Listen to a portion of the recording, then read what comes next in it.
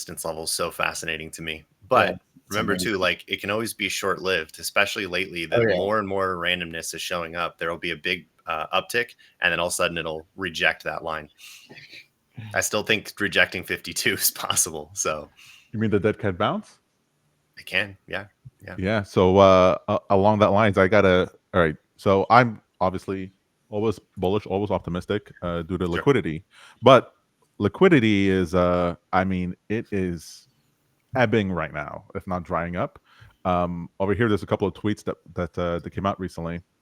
Actually, just go over those. So this is from Cross Border Capital. This is from Michael Howe's company. Very big on liquidity. Has been popularizing the liquidity as a metric for trading.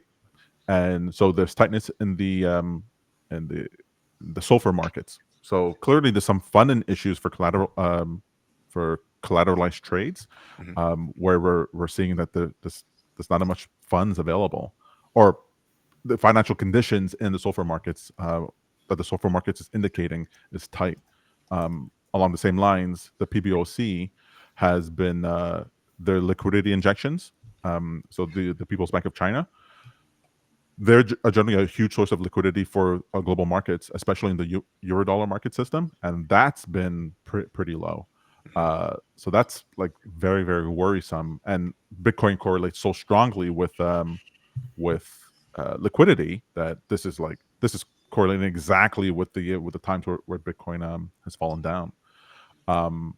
Is the USG selling a bunch of Bitcoin right now too? I thought I remember reading something about that. Well, the liquidity, the global dollar liquidity is the big papa of Bitcoin. Like that's what actually moves Bitcoin and over time the Nasdaq. The actual selling of the Bitcoins, like whenever I hear these stories of like the miners are selling or this capitulation here or there, I sort of like just shrug it off because the liquidity is the main narrative.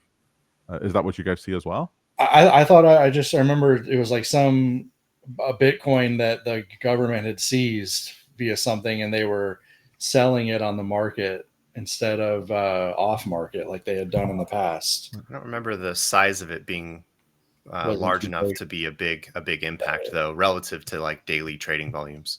Got it. And if the liquidity is there, it would get absorbed very quickly.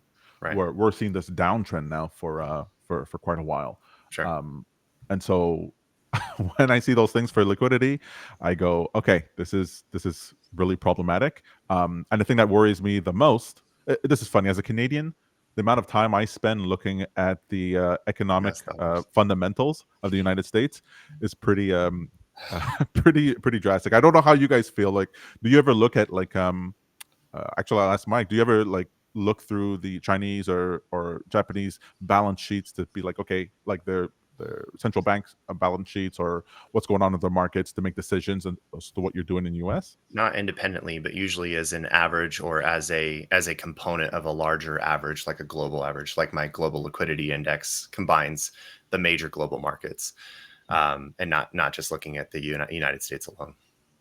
One of the funny things is that I find when I talk to not you guys, but to other Americans, is that they don't necessarily understand that having the reserve currency of the world means that everyone is trying to get American dollars from the American markets however they can. It's through import exports, through deals with customers, through all kinds of different ways. Whereas I find that Americans don't necessarily have that sort of idea. They have the idea of, okay, this is the value of our dollar, but they're not like, I desperately need American dollars. Like I need that. For me, I'm never sitting around going, I need Canadian dollars. Like that never even occurs to me. It's pretty silly just to want my own currency that falls all the time. Whereas the American dollar has been bullish for the last 15 years, just up and to the right. I mean, I guess I do think that, just not in the same way that you do. I just like, I need more money. I need to to fund my lifestyle.